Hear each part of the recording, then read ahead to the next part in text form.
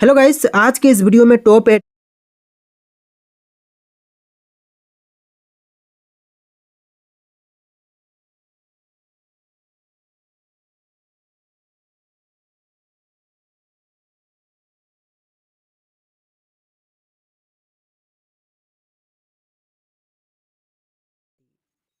देखिए आपका अगला सवाल है, तुलबुल परियोजना किस नदी पर स्थित है?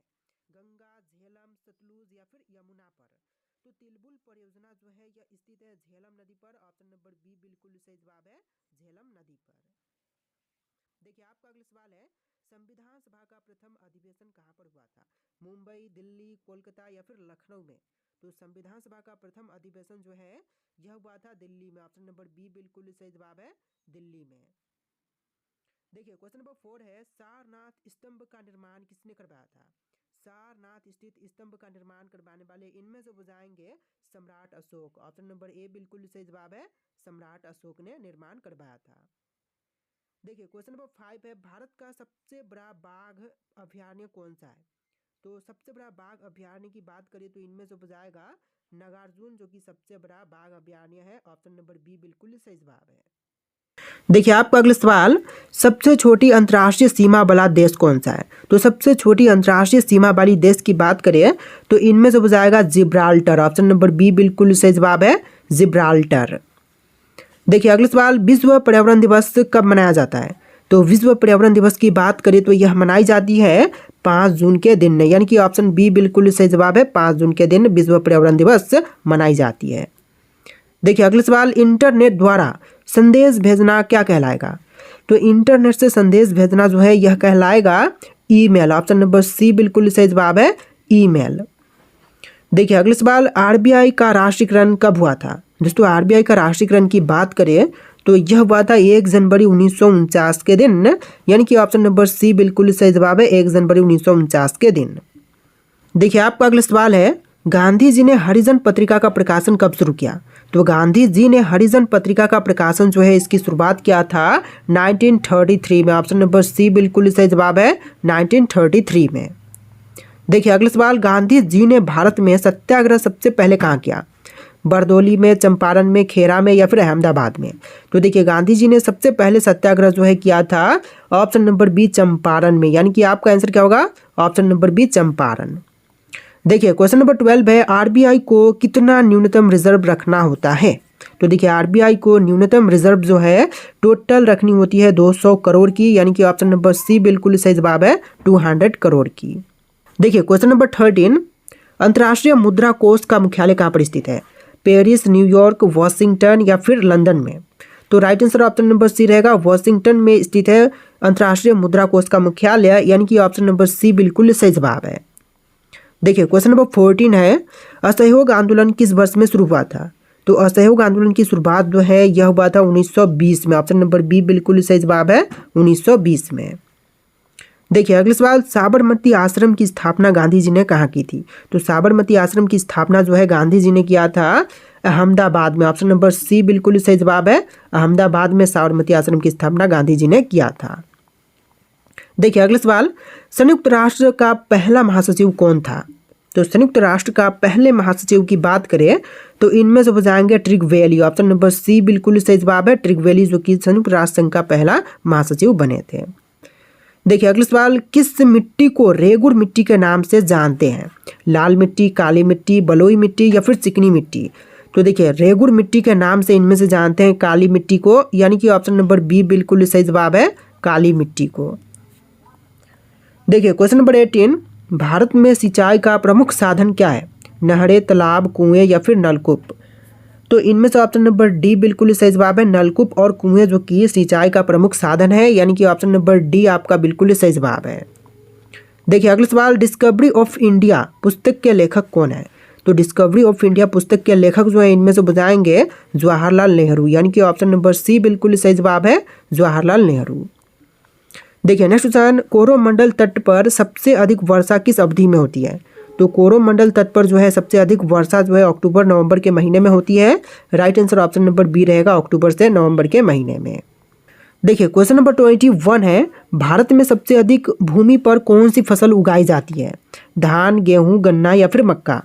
तो इनमें से सबसे अधिक फसल जो कि उगाई जाती है सबसे अधिक भूमि पर, यह फसल हो जाएगा धान। ऑप्शन नंबर ए बिल्कुल सही जवाब है, धान की खेती सबसे अधिक की जाती है।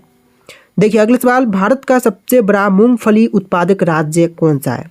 तो सबसे बड़ा मूंगफली उत्पादक राज्य जो है इनमें से हो जाएगा गुजरात राज्य। ऑप्शन नंबर बी बिल्कुल सही जवाब है, गुजरात जो कि सबसे बड़े पैमाने पर जो है मूंगफली उत्पादन करता है। देखिए क्वेश्चन नंबर 23 है, भारतीय संविधान में मौलिक कर्तव्य कब जोड़े गए? तो भारतीय संविधान में मौलिक कर्तव्य जुड़ा था 1976 में। ऑप्शन नंबर सी बिल्कुल सही जवाब है, 1976 में। देखिए क्वेश्चन नंबर 24 है, भारत में राष्ट्रपति अपना त्याग पत्र किसे सौंपते हैं? दोस्तों भारत में राष्ट्रपति जो है अपना त्याग पत्र सौंपते हैं उपराष्ट्रपति को, यानी कि ऑप्शन नंबर सी बिल्कुल सही जवाब है, उपराष्ट्रपति को। देखिए क्वेश्चन नंबर 25 है, कॉर्पोरेट टैक्स किस पर लगाए जाते हैं? दोस्तों कॉर्पोरेट टैक्स की बात करें तो यह लगाई जाती है घरेलू एवं विदेशी कंपनियों पर। ऑप्शन नंबर डी बिल्कुल सही जवाब है, घरेलू एवं विदेशी कंपनियों पर। देखिए अगला सवाल, हंटर आयोग की नियुक्ति किस घटना के बाद से की गई थी? दोस्तों हंटर आयोग की नियुक्ति की बात करें तो यह किया गया था जलियांवाला बाग हत्याकांड के बाद से। ऑप्शन नंबर बी बिल्कुल सही जवाब है, जलियांवाला बाग हत्याकांड के बाद से। देखिए अगला सवाल, राष्ट्रीय विकास परिषद की स्थापना कब हुई थी? दोस्तों राष्ट्रीय विकास परिषद की स्थापना की बात करें तो यह हुआ था 1952 में। ऑप्शन नंबर सी बिल्कुल सही जवाब है, 1952 में। देखिए अगला सवाल, कागजी मुद्रा जारी करने वाला पहला देश कौन सा था? तो सबसे पहले कागजी मुद्रा जारी किया था चीन देश ने। ऑप्शन नंबर सी बिल्कुल सही जवाब है, चीन ने सबसे पहले कागजी मुद्रा जारी किया। देखिए अगला सवाल, स्वस्थ मनुष्य का हृदय प्रति मिनट कितनी बार धड़कता है?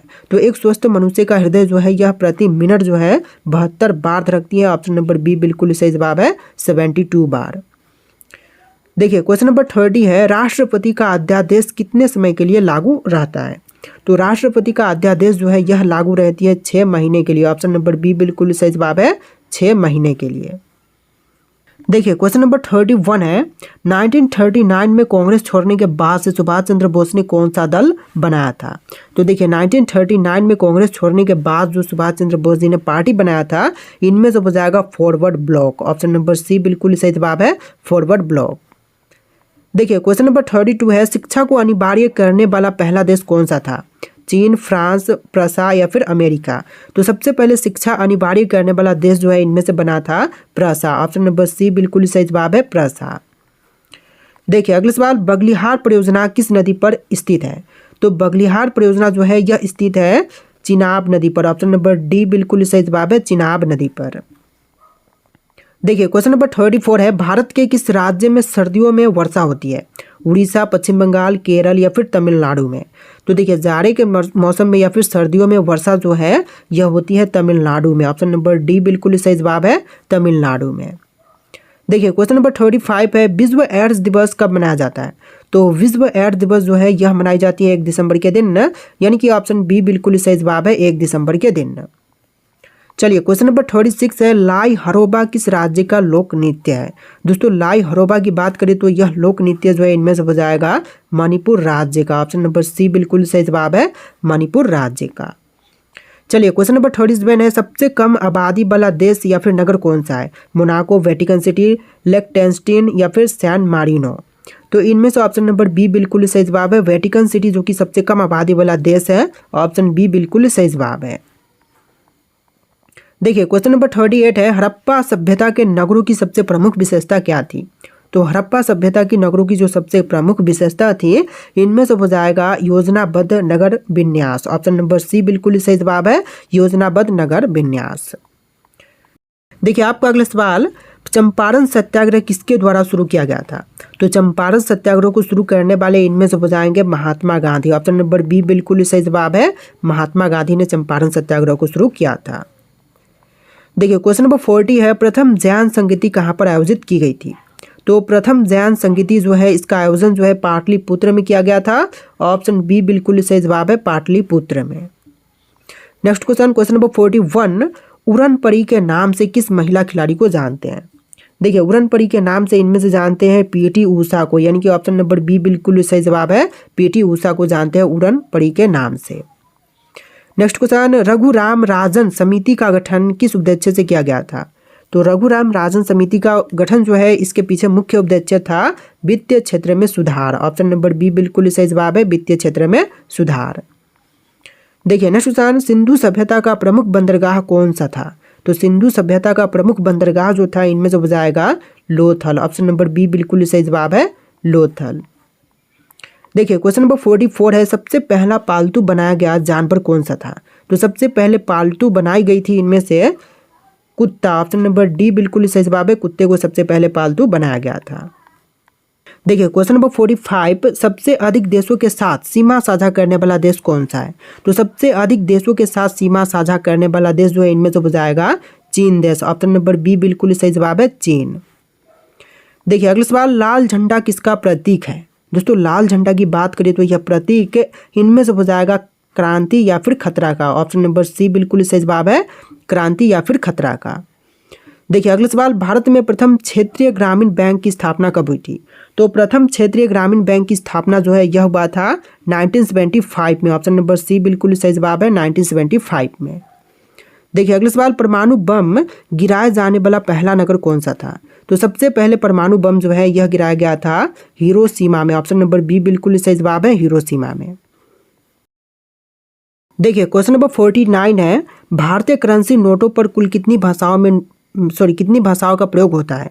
तो भारतीय नोट करेंसी पर जो है टोटल 17 भाषाओं का प्रयोग है। ऑप्शन नंबर सी बिल्कुल सही जवाब है, 17 भाषाओं का। देखिए आपका अगला सवाल, सिख धर्म के किस गुरु की हत्या जहांगीर ने करवाई थी? तो सिख धर्म के जो गुरु अर्जुन देव थे इनका हत्या जो है जहांगीर ने करवाया था। ऑप्शन नंबर बी बिल्कुल सही जवाब हो जाएगा, गुरु अर्जुन देव। देखिए आपका अगला सवाल, एलोरा के कैलाश मंदिर का निर्माण किसने करवाया था? एलोरा के कैलाश मंदिर का निर्माण करवाने वाले इनमें से हो जाएंगे कृष्ण प्रथम। ऑप्शन नंबर बी बिल्कुल सही जवाब है, कृष्ण प्रथम ने करवाया था। देखिए अगला सवाल, कादम्बरी की रचना किसने की? दोस्तों कादम्बरी की रचना करने वाले इनमें से हो जाएंगे बाण भट्ट। ऑप्शन नंबर बी बिल्कुल सही जवाब है, बाण भट्ट। देखिए अगला सवाल, असम का पुराना नाम क्या था? देखिए असम का पुराना नाम जो कि इनमें से हो जाएगा कामरूप। ऑप्शन नंबर बी बिल्कुल सही जवाब है, कामरूप। देखिए नेक्स्ट क्वेश्चन, दक्षिण भारत का सर्वोच्च पर्वत शिखर कौन सा है? तो दक्षिण भारत की सर्वोच्च पर्वत शिखर की बात करें तो इनमें से हो जाएगा अन्नाईमोडी। ऑप्शन नंबर ए बिल्कुल सही जवाब है, अन्नाईमोडी जो कि दक्षिण भारत का सर्वोच्च पर्वत शिखर है। देखिए आपका अगला सवाल, कौन सा अभयारण्य जंगली हाथियों के लिए प्रसिद्ध है? तो जंगली हाथियों के लिए प्रसिद्ध जो कि इनमें से हो जाएगा पेरियार। ऑप्शन नंबर सी बिल्कुल सही जवाब है, पेरियार अभयारण्य। देखिए नेक्स्ट क्वेश्चन, भारत का सबसे प्राचीन संगीत यंत्र कौन सा है? तो सबसे प्राचीन संगीत यंत्र जो है इनमें से हो जाएगा बीना। ऑप्शन नंबर ए बिल्कुल सही जवाब है, बीना सबसे प्राचीन है। देखिए अगला सवाल, संसार में ताजे पानी का सबसे बड़ी झील कौन सी है? तो ताजे पानी की सबसे बड़ी झील की बात करें तो इनमें से हो जाएगा सुपीरियर झील। ऑप्शन नंबर बी बिल्कुल सही जवाब है, सुपीरियर झील। देखिए अगला सवाल, कामाख्या मंदिर किस राज्य में स्थित है? दोस्तों कामाख्या मंदिर की बात करें तो यह स्थित है असम में। ऑप्शन नंबर ए बिल्कुल सही जवाब है, असम राज्य में। देखिए नेक्स्ट क्वेश्चन, विश्व व्यापार संगठन की मुख्यालय कहाँ पर स्थित है? तो विश्व व्यापार संगठन का मुख्यालय जो है इनमें से है जिनेवा में। ऑप्शन नंबर सी बिल्कुल सही जवाब है, जिनेवा में। देखिए आपका अगला सवाल, औरंगाबाद में ताजमहल की प्रकृति किसने बनवाई? तो औरंगाबाद में ताजमहल की प्रकृति बनवाने वाले इनमें से हो जाएंगे औरंगजेब। ऑप्शन नंबर बी बिल्कुल सही जवाब है, औरंगजेब ने बनवाया था। देखिए नेक्स्ट क्वेश्चन, नर्मदा नदी का उद्गम स्थल कहाँ से है? पंचमढ़ी, अमरकंटक, भोपाल या फिर जबलपुर से? तो इनमें से राइट आंसर आप लोग कमेंट कीजिएगा। इसमें टोटल वीडियो में 60 क्वेश्चन थे जो कि आपके एग्जाम के लिए वेरी वेरी इंपॉर्टेंट थे। आप लोग वीडियो को ध्यान से देख के वीडियो को लाइक करके चैनल को सब्सक्राइब कर लीजिएगा। चलिए फिर मिलते हैं नए वीडियो में।